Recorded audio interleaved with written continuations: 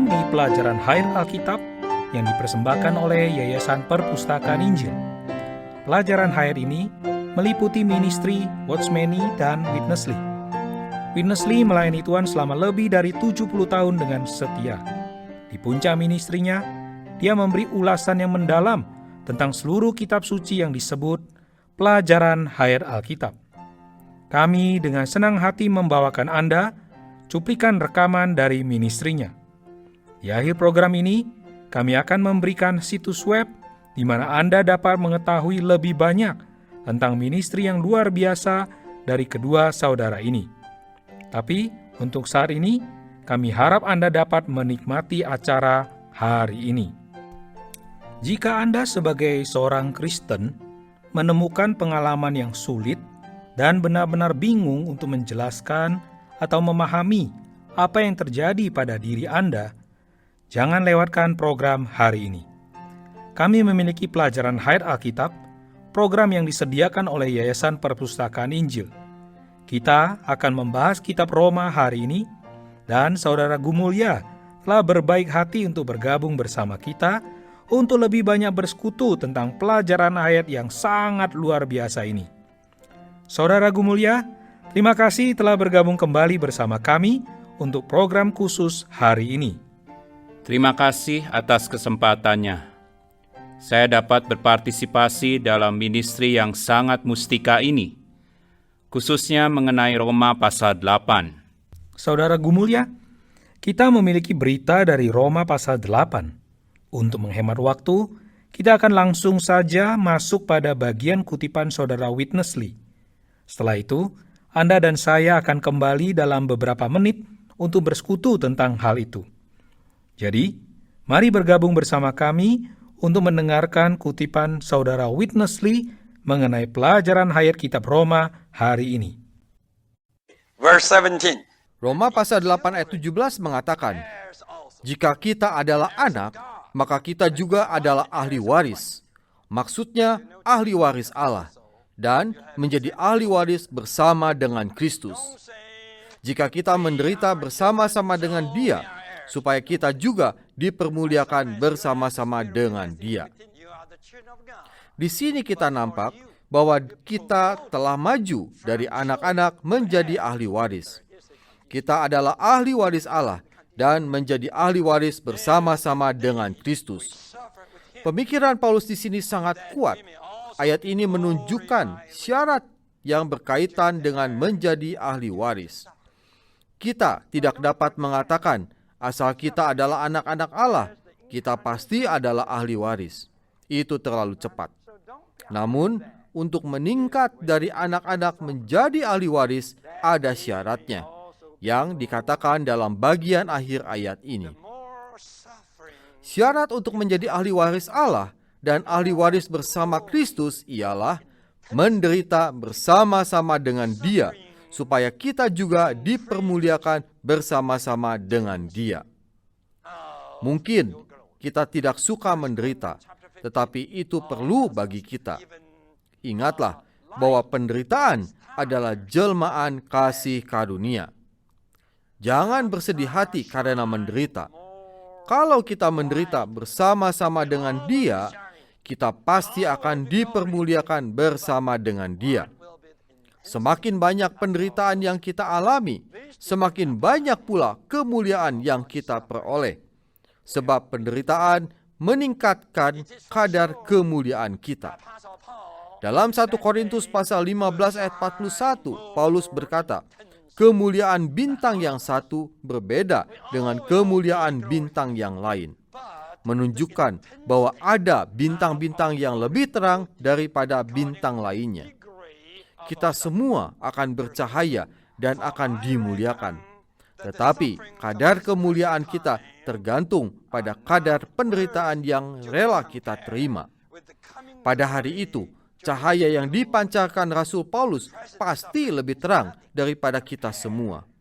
Kita semua akan dimuliakan, namun kadar kemuliaan itu akan berbeda-beda, tergantung pada penderitaan yang kita terima. Karena itu, dalam Roma pasal 8 ayat 18, Paulus berkata, sebab aku yakin bahwa penderitaan zaman sekarang ini tidak dapat dibandingkan dengan kemuliaan yang akan dinyatakan kepada kita. Penderitaan sekarang tidak terbilang apa-apa jika dibandingkan dengan kemuliaan yang akan datang.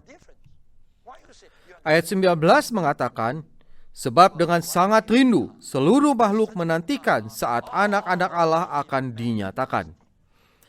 Kata dinyatakan ini ditujukan pada manifestasi atau penyataan putra-putra Allah. Kita sekalian adalah putra-putra Allah. Seperti pernah saya katakan dulu, kalau kita berkata kepada orang di jalan bahwa kita adalah putra Allah, mereka pasti akan mengira kita gila. Mereka akan berkata, "Pandanglah kamu dengan aku. Adakah perbedaan di antara kita? Kita semua sama-sama manusia. Kamu tidak berbeda dengan aku. Kamu hanya salah satu manusia yang lain saja. Mengapa kamu mengatakan bahwa kamu adalah putra Allah?" Namun, harinya akan tiba kelak ketika putra-putra Allah dinyatakan. Pada hari itu, tidak perlu berkata, "Sejak kini kita adalah putra-putra Allah," karena kita semua akan dimuliakan.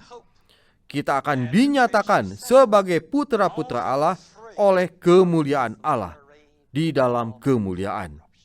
Dengan demikian, semua orang harus mengakui bahwa kita adalah putra-putra Allah. Segenap makhluk sedang menantikan masa itu dengan penuh harapan, sebab mereka dengan sangat rindu menantikan saat putra-putra Allah dinyatakan.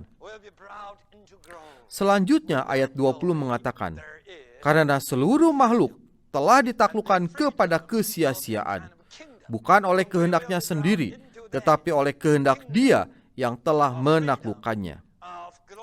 Kita perlu memperhatikan kata kesia-siaan. Seluruh makhluk berada di bawah kesia-siaan. Segala sesuatu di bawah matahari adalah kesia-siaan.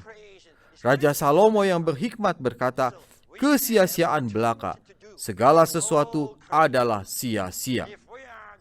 Seluruh makhluk takluk kepada kesia-siaan. Kemudian ayat 21 mengatakan, tetapi dalam pengharapan, karena makhluk itu sendiri juga akan dimerdekakan dari perbudakan kebinasaan dan masuk ke dalam kemerdekaan dan kemuliaan anak-anak Allah. Kita perlu memperhatikan dua istilah, yaitu perbudakan dan kebinasaan. Dalam alam semesta, hanya ada kesia-siaan dan kebinasaan.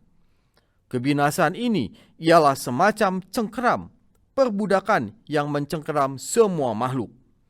Suatu hari kelak, anak-anak Allah akan dimuliakan, akan dibawa masuk ke dalam kemuliaan. Ada kemuliaan, pasti ada kemerdekaan. Dan kemerdekaan itu akan menjadi suatu kerajaan, suatu wilayah, atau suatu alam lingkungan. Seluruh kemuliaan akan menjadi suatu kerajaan, wilayah, dan alam lingkungan. Dan kita akan dibawa ke sana. Tatkala kita dimasukkan ke dalam kemerdekaan atau kerajaan yang mulia itu, segenap makhluk akan dibebaskan dari dalam kesia-siaan, kebinasaan, dan perbudakan. Inilah sebabnya seluruh makhluk menantikan saat itu. Kita sangat mempengaruhi makhluk ciptaan, sebab nasib semua makhluk terkait pada diri kita. Kalau kita lambat matang, semua makhluk akan bersungut-sungut dan mencela kita. Mereka akan berkata, "Hai anak-anak Allah yang terkasih, pertumbuhan kalian terlalu lambat. Kami sedang menanti-nantikan saat kematangan kalian dan saat kalian masuk ke dalam kemuliaan. Itulah saat kami terlepas dari kesia-siaan, kebinasaan, dan perbudakan." Kita harus setia kepada semua makhluk, tidak membuat mereka kecewa. Saudara Gumulia, dalam pasal 8 kitab Roma ini, Paulus menggunakan 3 kata berkaitan dengan keputraan kita, yaitu anak-anak, putra-putra, dan akhirnya ahli waris. Bagaimana ketiga kata ini sesuai dengan 3 tahap dalam keputraan? Ayat 16 pasal ini memberitahu kita bahwa roh itu bersaksi dengan roh kita, bahwa kita adalah anak-anak Allah. Dan kita tahu, bagian lain dari perjanjian baru mengatakan bahwa kita menjadi anak-anak Allah melalui percaya ke dalam Kristus, Putra Allah. Lalu kita menerima hayat yang kekal. Dengan cara ini, Allah Bapa melahirkan kita kembali menjadi anak-anak-Nya. Jadi, di sini kita semua memulainya dengan kelahiran baru, kelahiran kembali menjadi anak-anak Allah. Itu adalah tahap kelahiran kembali. Dan ayat 16 bersaksi tentang dasar hubungan kita dengan Allah dalam hayat. Sekarang kita melihat kata putra-putra yang digunakan dalam ayat 14, yang mengatakan bahwa mereka yang dipimpin oleh roh itu adalah putra-putra Allah. Saya ingin menunjukkan bahwa ketika perjanjian baru menggunakan kata-kata seperti saudara-saudara atau putra-putra, kata-kata ini mencakup semua orang percaya. Sama seperti sebutan mempelai perempuan Kristus pun mencakup semua orang percaya. Dengan pemahaman itu, kita dapat memahami konteks Roma pasal 8 ini. Saat kita maju oleh pertumbuhan hayat, hayat ilahi itu bertambah dalam diri kita. Kita bertumbuh dari anak-anak sampai menjadi putra-putra, menjadi lebih dewasa. Dan hal ini berkaitan dengan apa yang disebutkan dalam Roma pasal 5 ayat 10 tentang diselamatkan oleh hayatnya. Ini adalah tahap pengubahan atau transformasi dalam jiwa kita. Berdasarkan kelahiran kembali roh kita dan juga pengudusan dan pembaruan, kita telah menjadi anak-anak yang lahir dari Allah di dalam roh kita dan memiliki hayat ilahi di dalam roh kita. Kemudian kita bertumbuh menjadi putra-putra yang dewasa, yang sedang diubah menjadi serupa dengan gambarnya. Dalam 2 Korintus pasal 3 ayat 18. Selanjutnya, kita memiliki kata ahli waris yang merupakan tahap terakhir kita. Luar biasa, penuh berkat, karena kita kelak akan menjadi ahli waris bersama dengan Kristus.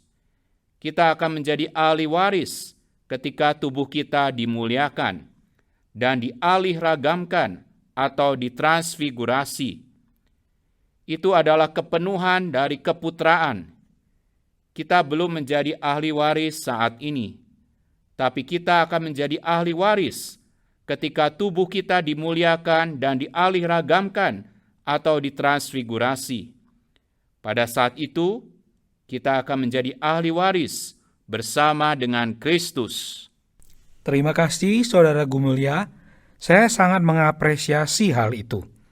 Mari kita bergabung kembali untuk mendengarkan kutipan Saudara Witness Lee dengan pembahasan pelajaran hayat yang lebih kaya lagi. Verse 22. Ayat 22 mengatakan, sebab kita tahu bahwa sampai sekarang segala makhluk bersama-sama mengeluh dan sama-sama merasa sakit bersalin. Segala makhluk itu tidak saja sama-sama mengeluh, mereka pun sama-sama merasa sakit bersalin. Ayat 23 meneruskan, bukan hanya mereka saja, tetapi kita yang telah menerima karunia sulung roh atau buah sulung roh, kita juga mengeluh dalam hati kita sambil menantikan pengangkatan sebagai anak, yaitu pembebasan atau penebusan tubuh kita. Walaupun kita telah dilahirkan kembali sebagai anak-anak Allah dan telah memiliki roh itu sebagai buah sulung, namun kita juga mengeluh karena kita masih berada dalam tubuh daging yang berhubungan dengan ciptaan lama. Harus kita akui bahwa tubuh daging kita masih tetap menjadi milik ciptaan lama. Karena tubuh kita dimiliki ciptaan lama dan belum ditebus, maka seperti makhluk lainnya, kita pun mengeluh di dalam tubuh. Namun ketika kita mengeluh, kita memiliki buah sulung roh di dalam kita. Buah sulung roh adalah untuk kita nikmati, menjadi pencicipan dari tuaian yang akan datang itu.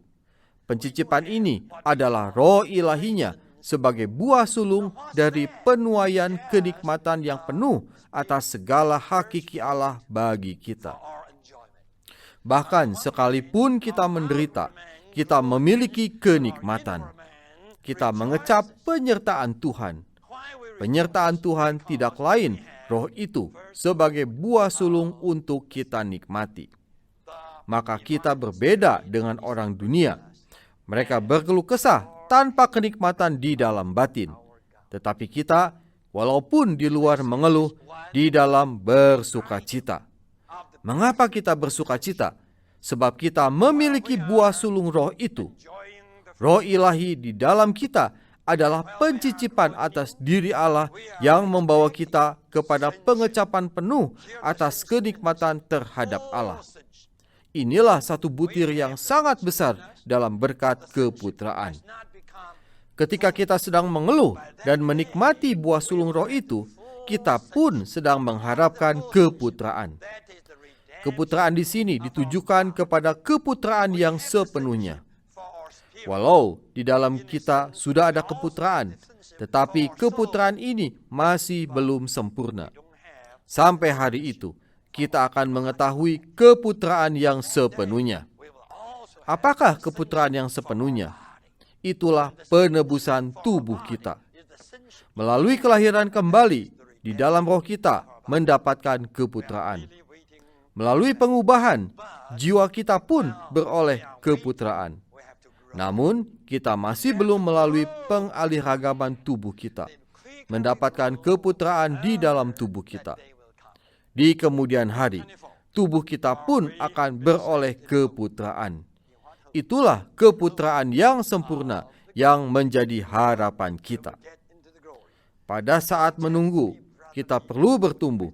Semakin cepat bertumbuh, hari itu pun akan semakin cepat tiba. Dalam ayat 24 Paulus berkata, sebab kita diselamatkan dalam pengharapan. Tetapi pengharapan yang dilihat bukan pengharapan lagi. Sebab bagaimana orang masih mengharapkan apa yang dilihatnya. Apa maksud pengharapan di sini? Pengharapan kemuliaan. Kalau Anda bertanya kepada saya tentang kemuliaan yang akan datang, saya akan berkata bahwa saya tidak mengetahuinya sedikit pun, sebab saya tidak pernah melihatnya.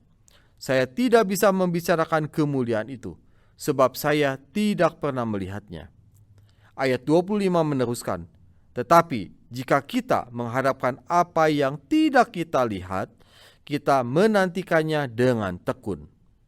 Banyak orang saleh bertanya kepada Tuhan, ya Tuhan, berapa lamakah? 10 tahun lagi kah? 1 generasi lagi kah? Berapa lama lagi ya Tuhan? Ini sungguh suatu ujian bagi ketekunan dan kesabaran kita. Saudara Gumulia, di bagian ini kita mendengar istilah menderita dan mengeluh. Apa hubungan dua istilah ini dengan pekerjaan roh itu dalam menghasilkan ahli waris yang mulia? Baik, Paulus sengaja menggunakan istilah menderita itu berdasarkan wahyu dan pengalaman rohaninya yang sangat dalam. Untuk pengudusan, kita tidak perlu melalui penderitaan. Pengudusan berkaitan dengan jiwa kita yang dipenuhi dengan sifat kudus Allah. Tetapi proses keselamatan organik, keselamatan oleh hayat, dalam Roma pasal 5 ayat 10 tidak berhenti sampai pada tahap pengudusan. Kita perlu menjadi serupa dengan gambar putra sulung Allah. Kita tidak hanya diubah menjadi gambar yang sama, tetapi kita juga diserupakan kepada gambar ini. Penyerupaan ini menyiratkan adanya cetakan yang ke dalamnya kita diserupakan. Dan proses ini melibatkan penderitaan. Di dalam kerajaan yang akan datang, akan ada pahala bagi kaum beriman yang menang. Kaum beriman akan memiliki tingkat kemuliaan yang berbeda-beda, sesuai dengan kedalaman penderitaan mereka. Dan penderitaan ini akan menjadi persiapan mereka untuk pemuliaan. Jadi sejumlah penderitaan diukur bagi kita oleh Allah yang berdaulat, Bapa kita. Istilah mengeluh disebutkan lebih dari satu kali dalam pasal ini. Kita diberitahu bahwa segala makhluk yang jatuh itu, yang tunduk kepada kesia-siaan dan kebinasaan, mengeluh agar dibebaskan dari keadaan yang jatuh itu. Dan di dalam diri kita sendiri sebagai orang percaya pun mengeluhkan hal yang sama. Kita mungkin bahkan tidak tahu mengapa, tetapi sebenarnya hal itu berkaitan dengan penyerupaan kita pada gambar putra sulung Allah. Untuk penyerupaan ini, Roh itu bersyafaat di dalam kita dan bagi kita dengan keluhan-keluhan yang tidak terucapkan. Jika kita mengeluh, Roh itu pun mengeluh. Keluhan yang disebutkan dalam ayat 26 dan 27 terkait dengan menjadi serupa dengan gambar putra sulung Allah dalam ayat 29. Jadi, ketika Paulus mengemukakan ungkapan-ungkapan ini, dia berbicara dari alam pengalaman penyerupaan ini. Saat pengalaman kita semakin maju, kita akan semakin dapat memahami dan menerapkan apa yang telah dikatakan Paulus itu. Terima kasih Saudara Gumulya. Mari kita mendengarkan kembali kutipan perkataan Saudara Witness Lee untuk menyimpulkan pelajaran higher kita. Then verse 26. Ayat 26. Demikian juga Roh membantu kita dalam kelemahan kita, sebab kita tidak tahu bagaimana sebenarnya harus berdoa. Tetapi Roh sendiri menyampaikan permohonan untuk kita kepada Allah dengan keluhan-keluhan yang tidak terucapkan. Apakah arti kata-kata demikian juga? Mengapa Paulus mengatakannya? Sulit sekali untuk mengerti kalimat ini. Saya percaya kalimat ini memiliki arti yang al-muhid. Kata demikian juga mencakup banyak hal yang tercantum dalam beberapa ayat sebelumnya, yaitu menantikan, mengharapkan, mengeluh, tekun, dan lain sebagainya. Kata-kata demikian juga ini berkaitan dengan hal-hal tersebut. Tatkala kita mengeluh, Roh Kudus pun mengeluh. Kita menantikan, Ia pun menantikan. Kita mengharapkan, Ia pun mengharapkan. Kita bagaimana, Ia pun bagaimana. Demikian juga, Roh itu membantu kita. Ketika kita berdoa dengan keras, ya Bapa, Ia pun berdoa sekeras itu. Ketika kita berdoa dengan suara lembut, Ia pun berdoa dengan suara lembut. Boleh jadi kita berdoa, ya Bapa, aku sangat kasihan. Belas kasihanilah aku.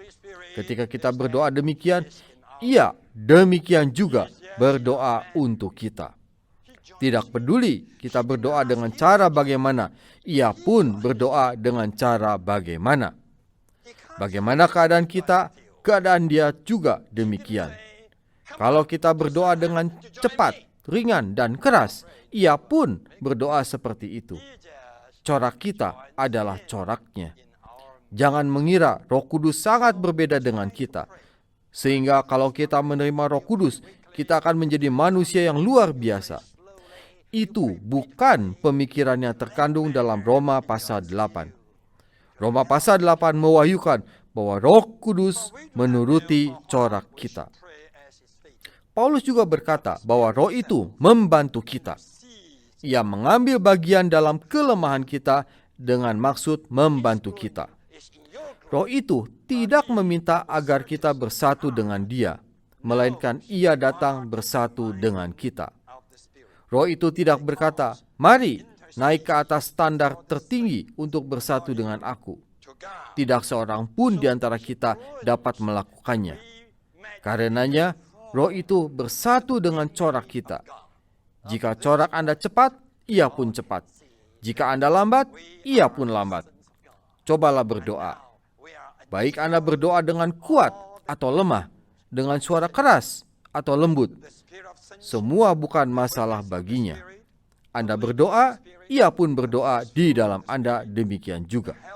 Dengan cara yang sama, Ia akan membantu sambil bersatu dengan Anda. Paulus selanjutnya mengatakan, sebab kita tidak tahu bagaimana sebenarnya harus berdoa, tetapi Roh sendiri menyampaikan permohonan untuk kita kepada Allah dengan keluhan-keluhan yang tidak terucapkan. Roh itu berdoa syafaat untuk kita kepada Allah dengan keluhan-keluhan menurut corak kita. Ayat 27 mengatakan, dan Allah yang menyelidiki hati nurani mengetahui maksud Roh itu, yaitu bahwa Ia sesuai dengan kehendak Allah memohon untuk orang-orang kudus. Roh yang bersyafaat itu mendoakan kita supaya kita dapat diserupakan dengan gambar Allah. Kita telah nampak bahwa kita adalah putra-putra Allah yang menikmati segala berkat dari keputraan. Kita boleh menghitung berkat-berkat itu: Roh keputraan, kesaksian Roh, pimpinan Roh, buah sulung Roh, bantuan Roh, dan syafaat Roh. Pada akhirnya, kita akan beroleh seluruh keputraan itu dan akan dinyatakan di dalam kemerdekaan kemuliaan kelak. Kata demikian juga sangat ditekankan oleh saudara Witness Lee. Dapatkah Anda memberi kami contoh dari Alkitab yang menjelaskan kata tersebut? Pertama, kita perlu memiliki pemahaman yang jelas. Prinsip yang mendasari kata demikian juga. Dalam tahap perkembangan rohani kita memiliki karakteristik tertentu. Kita mungkin mengeluh, kita mungkin memiliki kerinduan dan kedambaan di dalam diri kita. Saat kita mengeluh, Roh itu datang kepada kita dan masuk ke dalam situasi kita sebagaimana adanya. Jika kita diam, Dia akan diam. Jika kita lemah, Dia akan terlihat lemah. Dia sepenuhnya masuk ke dalam situasi kita. Dan dengan cara ini juga, Ia bersyafaat bagi kita. Anda tadi meminta contoh untuk beberapa ilustrasi. Ketika Tuhan berada di Getsemani, Dia berdoa dengan kesedihan yang mendalam di dalam jiwanya. Pada saat itu juga, Roh Ilahi menyatu dengan Dia, masuk ke dalam kesedihannya, bergumul bersamanya, memungkinkan Dia untuk memilih kehendak Bapa, yaitu meminum cawan itu. Tulisan Paulus dalam pasal 8 merupakan kesaksiannya sendiri. Dia tidak tahu harus berdoa apa. Dia tidak tahu harus mengutarakan apa. Dia bahkan mungkin tidak tahu persis apa yang sedang dia doakan. Pada saat itulah Roh itu masuk dengan cara yang sama. Roh itu bersyafaat untuk tujuan yang sama, yaitu keputraan penuh, diserupakan kepada gambar putra sulung Allah. Menurut firman Tuhan, pengalaman kita yang terdalam itu sebaiknya dirahasiakan, sebagaimana Bapa juga tersembunyi. Kita dapat bersaksi bahwa banyak kaum beriman yang dewasa secara rohani hidup seperti ini hari demi hari. Mereka merindukan, mencari, mengeluh, bahkan seperti sakit bersalin. Lalu Roh itu datang dengan cara yang sama, berdoa bersama mereka, di dalam mereka, dan melalui mereka. Ini adalah bagian yang luar biasa dari Roma pasal 8, yang membuka jalan bagi kita untuk memasuki pengalaman-pengalaman yang lebih dalam akan Kristus di dalam kebangkitan. Sebagai Roh itu, yang pada akhirnya akan membawa kita semua ke dalam keputraan yang penuh. Saudara Gumulia, terima kasih atas persekutuan Anda hari ini. Besok, kami akan kembali lagi dengan pelajaran Hayat Kitab Roma bersama Witness Lee.